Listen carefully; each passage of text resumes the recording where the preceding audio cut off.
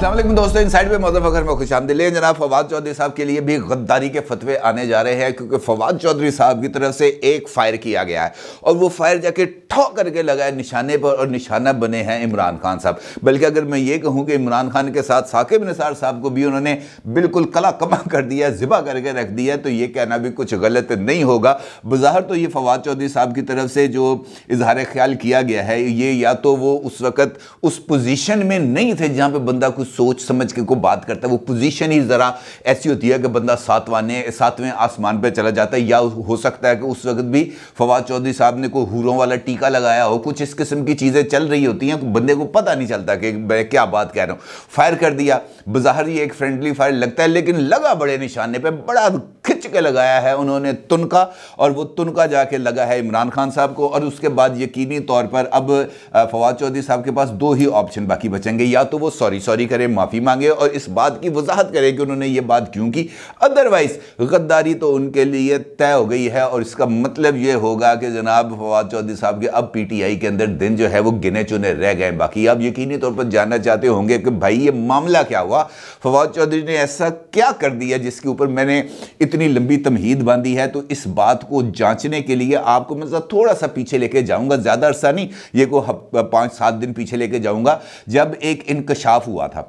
और वो इंकशाफ जो है ये क्या नाम लेते हैं, इमरान खान साहब, इनकी सदाकत और अमानत के हवाले से हुआ था। और ये बात सामने आई थी कि इमरान खान साहब को सदाकत और अमानत का सर्टिफिकेट दिलवाने के लिए उस वक्त के chief of army staff general Qamar Javed Bajwa साहब की खुसूसी हदायत पर उस वक्त के जो डीजीसी थे मेजर जनरल फैज़ हमीद साहब, उन्होंने बाज़ाब्ता तौर पर राब्ता किया था जनाब साकिब निसार साहब से। और फिर साकिब निसार साहब ने उनके कहने के ऊपर बैलेंसिंग एक्ट के लिए जहांगीर तरीन को नाअहल कर दिया था और इमरान खान साहब को सदाकत और अमानत का सर्टिफिकेट दे दिया था। फिर इसी बात की तस्दीक की थी ओन चौधरी साहब ने जियो न्यूज़ के प्रोग्राम शाहजेब खानजादा के साथ, और उसके अंदर भी उन्होंने ये कहा था कि जनाब मेरे पास ऐसी पक्की इंफॉर्मेशन मौजूद है कि ये वाला काम हुआ था। अब उसके बाद तो फिर बहुत सारे सवाल उठे कि जनाब फौज किस तरीके से मुदाखलत कर सकती है, आर्मी चीफ किस वजह से मुदाखलत कर सकते हैं। बल्कि वो जो पूरी कहानी सामने आई थी उसके अंदर तो ये बात भी सामने आई थी कि उन्होंने यानी जनरल बाजवा साहब ने ये बात कही कि यार नवाज शरीफ तो ऑलरेडी नाअहल हो चुके हैं, इमरान खान भी नाअहल हो गया, तो हमारे हाथ क्या बचेगा, हम किस सिमत में आगे बढ़ेंगे। फिर उसके बाद ये सारी की सारी प्लानिंग की गई और ये वाले इमरान खान साहब को इसमें से बचाया गया, फिर उनको अक्सरियत दिलाई गई, फिर उनको इक़्तिदार में लाया गया। अब रिसेंटली क्या हुआ, एक ट्वीट आया है, और वो ट्वीट आया है जनाब फवाद चौधरी साहब की तरफ से, और ये जो ट्वीट है ये अपने अंदर ही इस बात की तस्दीक करता हुआ नज़र आ रहा है कि आर्मी चीफ की तरफ से, यानी फॉर्मर आर्मी चीफ की तरफ से फॉर्मर चीफ जस्टिस को राब्ता किया गया। क्योंकि वो ये कहते हैं, ये जो फवाद चौधरी साहब वो ये कहते हैं, ये ट्वीट इस वक्त आप अपनी स्क्रीन पर भी देख सकते हैं, वो ये कहते हैं पाकिस्तान में निज़ाम इंसाफ का बहरान पैदा हो चुका है। ये तासुर कि अदालतें फौज के ज़ेरे असर फैसला देती हैं और आर्मी चीफ फ़ोन पर चीफ जस्टिस को बताते हैं कि क्या फैसला करना है। ठीक है जी, आर्मी चीफ फ़ोन पर चीफ जस्टिस को बताते हैं कि क्या फैसला करना है, इंतहाई तबाहकुन असरात का हामिल है। इस सिलसिले में सुप्रीम कोर्ट का कोई मौक़िफ़ सामने ना आना मामलात की संगीनी का इजहार है। इसका क्या मतलब है, ये जो ट्वीट किया उन्होंने, जो मैंने आपसे कहा ना कि बाज़ दफ़ा बंदा उस हालत में होता है जब वो सच बोल रहा होता है, उसके मुंह से झूठ नहीं निकलता। हालांकि फवाद चौधरी साहब वो शख्सियत है जिनके ज़ुबान से सच निकलना भी एक बहुत बड़ा काम होगा, लेकिन अगर उनकी ज़ुबान से सच निकला है तो इसका मतलब ये है कि वो बाकायमी होशो आवाज़ उन्होंने सच नहीं बोला, वो किसी एक ख़ास कैफियत में थे और उस कैफियत में उन्होंने ये ट्वीट कर दिया। अब दूसरा ट्वीट में वो कहते हैं, इसी का जो दूसरा पार्ट है, मेरी राय में चीफ जस्टिस साहिबान फौरी इजलास बुलाएं, इस सूरत हाल पर गौर करें। आज़म स्वाति केस में जज को फैसले से पहले तब्दील कर दिया जाना, एक ट्वीट पर दर्जनों पर्चे होना बिजनेस एज यूजुअल नहीं। जमहूरियत की बुनियाद आइन है और इस तरह आइन का बेवक़्त होना बड़ा बहरान है। अब आप देखेंगे कि दूसरे ट्वीट और पहले ट्वीट के अंदर कुछ आपको थोड़ा सी वो नजर आएगा। पहला ट्वीट के अंदर वो ये कहते हैं, ये बात कहते हैं कि आर्मी चीफ फोन पर चीफ जस्टिस को बताते हैं कि क्या फैसला करना है। अब ये वाली जो बात है ना, आर्मी चीफ फोन पर बताते हैं कि क्या फैसला करना है, ये बुनियादी तौर पर माजी में वो वाले वाक़े जिसका इजहार मैंने गुफ्तगू के आगाज में आपको तमहीद के अंदर बताया कि क्या वजूहात थी। कॉलम्स आ रहे हैं सीक्वेंस के साथ, और कॉलम्स आ रहे हैं जावेद चौधरी साहब की आर्मी चीफ के साबिक army chief general Qamar Javed Bajwa साहब के साथ मुलाकात के बाद, और मुसलसल कॉलम आए जा रहे हैं। इसके साथ साथ मुख्तलिफ और जगहों से भी इस तरह की बातें आ रही हैं। हामिद मीर साहब के भी बहुत सारे इंकशाफात इस हवाले से सामने आ गए हैं। एजाज सैयद उमर चीमा भी इस हवाले से बात कर रहे हैं। तो इसका मतलब ये है कि बहुत सारी चीज़ें जो पहले दबी हुई थी, राख के अंदर थी, वो अब दोबारा उभर के सामने आ रही हैं। और इस चक्कर के अंदर बहुत सारे हकायक जो पहले भी सामने थे, कोई बंदा ऐसा नहीं है पाकिस्तान में जो इस बात को पर यकीन करे कि इमरान खान साहब को सदाकत और इमानत का सर्टिफिकेट सही मिला है। नवाज शरीफ और जहांगीर तरीन की नाअहली बिल्कुल दुरुस्त है। इस बात के ऊपर मेरा ख्याल है कि ज्यादातर लोगों का इत्तफाक है कि ये दोनों फैसले कंप्रोमाइज्ड फैसले थे। इनके पीछे की हकीकतें बिल्कुल मुख्तलिफ थी और जो सामने चीजें लाई गई वो मुख्तलिफ थी। मिसाल देता हूं आपको, नवाज शरीफ साहब का खिलाफ जो केस की तहकीकात का आगाज हुआ वो क्या था? पनामा में क्या हुआ कि कुछ डॉक्यूमेंट्स थे जो कॉन्फिडेंशियल डॉक्यूमेंट्स थी, जो ऑफशोर कंपनीज के हवाले थी, जिसके जरिए ये बताया गया कि बहुत सारी इल गॉटन मनी जो है ये ऑफशोर कंपनीज होल्ड कर रही हैं और उन्होंने बहुत सारी प्रॉपर्टीज बनाई हुई हैं। ये पूरे पनामा पेपर्स के अंदर नवाज शरीफ नाम नहीं था, नवाज शरीफ का नाम नहीं था, हुसैन नवाज का था, बाकी लोगों का था, नवाज शरीफ का नाम नहीं था। लेकिन केस किस पे चला? नवाज शरीफ पर।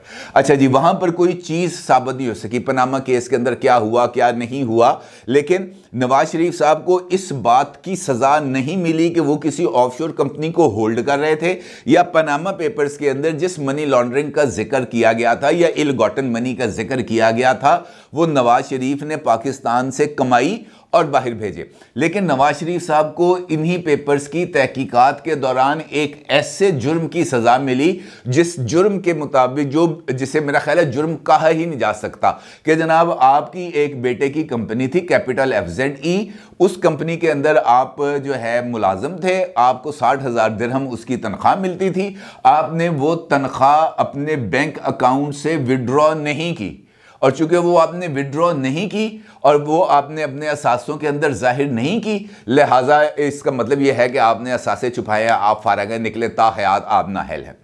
सजा मिल गई ना। लेकिन इसी का एक दूसरा रुख भी है, वो है हनीफ अब्बासी का केस। हनीफ अब्बासी ने क्या किया कि हनीफ अब्बासी साहब ने जिस वक़्त इमरान खान की न्याजी जो ऑफशोर कंपनी है वो सामने आई, तो उन्होंने इस हवाले से एक केस कर दिया, क्योंकि उससे पहले बनी गाला या इस्लामाबाद के इर्द गिर्द जो गैर कानूनी तामीरात थीं उसके बारे में चीफ जस्टिस ऑफ पाकिस्तान उस वक्त के जनाब साकिब निसार साहब ने एक सुओ मोटो लिया था, और उसके लिए दरखास्त जो थी वो इमरान खान ने दी कि जनाब बनी गाला के इर्द गिर्द बहुत ज़्यादा इलीगल तामीरात हो रही हैं, इसका नोटिस लिया जाना चाहिए। उन्होंने कहा जनाब तू भी बनी गाला से रहना, तू भी आ जा। इसी दौरान हनीफ अब्बासी का केस आया और वो केस ला गया, शुरू हो गया। अच्छा, इसके अंदर, इस केस के अंदर जिस बुनियाद पर इमरान खान साहब को सदाकत और अमानत का सर्टिफिकेट मिला, वहां पर जो दस्तावेजात, जो बैंक रिकॉर्ड्स और उस बैंक के रिकॉर्ड्स जो 10 साल पहले बंद हो चुका था, उसके गैर मुसद्दका फोटोकॉपीज पर मुश्तमिल रिकॉर्ड को भी दुरुस्त तस्लीम कर लिया गया, और न सिर्फ दुरुस्त तस्लीम किया गया बल्कि इमरान खान को सर्टिफिकेट भी जारी कर दिया गया, जबकि जहांगीर तरीन और इमरान खान को नाअहल कर दिया गया। अब इसके पीछे जो कहानी थी वो ये बात सामने आई कि जनाब उनको अब इस बात का, यानी उस वक्त की इस्टेब्लिशमेंट को तो नशा चढ़ा हुआ था ना इमरान खान का, इमरान खान के क्रेज के अंदर इतने बुरे तरीके से मुब्तला थे कि उनको तो अच्छे बुरे की तमीज ही भूल गई ना कि हमने क्या करना है। कभी शौकत सिद्दीकी साहब को फोन, कभी किसको फोन, कभी किस पर दबाव, कभी क्या, हर एक हरबा इस्तेमाल किया गया। खैर, फोन भी किए गए, इमरान खान को एक एसेट के तौर पर महफूज भी किया गया, उसको वजीर आजम भी बनाया गया, और अब जो छितरो छितरी हो रहा काम वो भी अपना तारीखी मिसाल है। और इसके पाकिस्तान के अंदर मेरा नहीं ख्याल कि आपको इस जैसी मिसाल मिली होगी कि इतनी जल्दी वो जो खुमार चढ़ा हुआ था, वो जो इमरान खान का जो एक उन्होंने बताया हुआ था कि जनाब मेरी तो फैन फॉलोइंग बड़ी है, ये पूरा जो दुनिया के अंदर जो इन्वेस्टर्स हैं वो अगर किसी बंदे के नाम पर यकीन करते हैं वो इमरान खान है, एक दफ़ा मुझे आप बनाएं वजीर आज़म, बनाएं तो सही, फिर देखें दुनिया कैसे पैसा भेजती है, क्योंकि एक ईमानदार शख्स आ जाएगा सामने, ईमानदारी खुल के सामने आ गई जनाब फॉरेन फंडिंग केस में, ऐसी ऐसी ईमानदारी सामने आई जिसकी इंतहा कोई नहीं। और उसके बाद ऑडियो लीक्स ने और ज्यादा ईमानदारी खोल दी और फिर पता चला कि शौकत खानम के हॉस्पिटल, कैंसर रिसर्च हॉस्पिटल के लिए जो फंड्स इकट्ठे किए जाते थे उसमें से 70 लाख रुपए आयला मलिक को भी नवाज दिए गए। कब? 2012 में। आज से तकरीबन 10 साल पहले 70 लाख रुपए की अमाउंट हवाले कर दी गई, जब मेरा ख्याल है कि डॉलर उस वक्त कोई 40-50 रुपए के कीमत पे होगा, मेरा नहीं ख्याल, मुझे एग्जैक्ट याद नहीं है। लेकिन कहने का मतलब ये है कि खुद ये वाली सब चीज़ें की गई, लेकिन उस वक्त किसी को कोई वो नहीं आया। अब फवाद चौधरी साहब जब ये जिक्र करते हैं कि जनाब आर्मी चीफ फ़ोन पर चीफ जस्टिस को बताते रहे हैं कि आपने क्या फ़ैसला करना है, तो वो किस चीज़ की तस्दीक कर रहे हैं? वो इसी चीज़ की तस्दीक कर रहे हैं ना कि ये काम हुआ था, यानी जो जावेद चौधरी ने लिखा, जो एजाज सैयद ने बताया, जो उमर चीमा ने बताया, जो हामिद मीर ने बताया, फवाद चौधरी एग्जैक्टली वही बात कर रहे हैं कि जनाब ये सब कुछ हुआ था। अब भाई जब सब कुछ हुआ तो इसका मतलब ये है कि वो सारी की सारी अदालती कार्रवाई पर तो एक लग गया ना सवालिया निशान, सारी की सारी मुतनाज़ा हो गई, सारी की सारी के ऊपर डाउट्स क्रिएट हो गए, शकूक पैदा हो गए कि जनाब ये फैसला जेन्युइन था या जेन्युइन नहीं था, मेरिट पे था या मेरिट पे नहीं था, फ़ोन आया था या फ़ोन नहीं आया था, आर्मी चीफ ने साकिब निसार से रब्ता किया था या साकिब निसार ने आर्मी चीफ से रब्ता किया था। बहुत सारी चीज़ें पता चल गई ना, बहुत सारे सवाल उठ गए। तो अब इसका मंतकी नतीजा क्या निकलता है? इसका मंतकी नतीजा ये निकलता है कि ये जो तीनों शख्सियात के केसेस हैं, यानी इमरान खान, यानी नवाज शरीफ, यानी जहांगीर तरीन, इन केसेस का असर नॉट ट्रायल हो। यही इंसाफ का तकाजा तो यही बनता है ना। इमरान खान हर रोज रूल ऑफ लॉ की बात करते हैं कि rule of law, rule of law, rule of law, तो रूल ऑफ लॉ इंप्लीमेंट कराए ना, लेके आए सब। उन्होंने कहा जनाब ये है सामान, दोबारा करे तहकीकात, खोचा दोबारा होगा, शुरू करे, पता चले कि जनाब ये दूध है, ये पानी है, ये लस्सी है, सब चीज़ें सामने आए, हकीकत सामने आए। लेकिन जब तक हकीकत सामने नहीं आएगी सवाल उठते रहेंगे। अब फवाद चौधरी साहब के इस ट्वीट ने वो जो खदशात और सवालात थे उसमें कमी नहीं की, बल्कि उसमें इजाफा कर दिया। और उसका तरीक़ाकार भी फवाद चौधरी साहब ने बताया कि सुप्रीम कोर्ट के जजेस जो हैं वो बैठें और इस पर गौर करें कि जनाब ये क्या हुआ है और हमें क्या करना चाहिए। बिल्कुल सही कहा फवाद चौधरी साहब ने। मैं पहली मरतबा फवाद चौधरी साहब की ये जो दोनों बातें की हैं, इन दोनों बातों से मुत्तफिक हूं। बिल्कुल होना चाहिए, बल्कि एक फुल कोर्ट बनना चाहिए जो इन तीनों केसेस का असर नौ जायजा ले और उसके अंदर बुलाए, बाजवा साहब को भी बुलाए, फैज साहब को भी बुलाए, साकिब निसार साहब को भी बुलाए, उनसे पूछे कि जनाब तुसी फ़ोन कीते सी? वो कहेंगे नहीं किए थे, हमारा इसके अंदर अमल दखल नहीं है। लेकिन कुछ चीज़ें क्लैरिटी के साथ सामने आएंगी कि क्या ये फैसले जो तीनों हुए थे मेरिट के ऊपर हुए थे, और अगर मेरिट के ऊपर हुए थे तो वो फैसले बहाल रह जाएंगे, किसी को कोई एतराज़ नहीं होगा। लेकिन अगर वो मेरिट्स पे नहीं हुए, अगर वो कंप्रोमाइज्ड डिसीजन है, तो फिर सज़ा खाली नवाज शरीफ और जहांगीर तरीन को नहीं मिलनी चाहिए। ये बात तय है। अब ये that is the high time, ये वो सबसे मुनासिब वक्त है जब हम इन तमाम चीज़ों को देखें।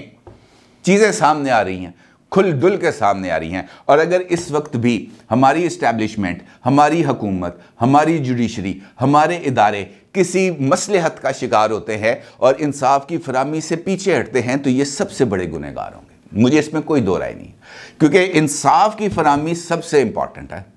मैं आपसे कह रहा हूं कि अगर नवाज शरीफ दोबारा गलत साबित होते हैं, दोबारा नाअहल कर दें, ताहयात नाअहल कर दें, लेकिन इस चीज़ को आपको साबित करना पड़ेगा एक ऐसी जुडिशरी के सामने जो कॉम्प्रोमाइज ना हो। इसीलिए मैं कह रहा हूं कि आप फुल कोर्ट बना दें, सारे के सारे सुप्रीम कोर्ट के जजेस उसमें बैठे हों और उसमें जो भी फैसला होगा तीनों केसेस लग जाएं। जहांगीर तरीन का केस भी लगे, नवाज शरीफ का भी लगे, इमरान खान का भी लगे। सबसे पहले इमरान जो है नवाज शरीफ का केस लगा दें, सबसे पहले जहांगीर तरीन का केस लगा दें, इमरान खान का सबसे आखिर में लगाए, कोई मसला नहीं, लेकिन ये लगे।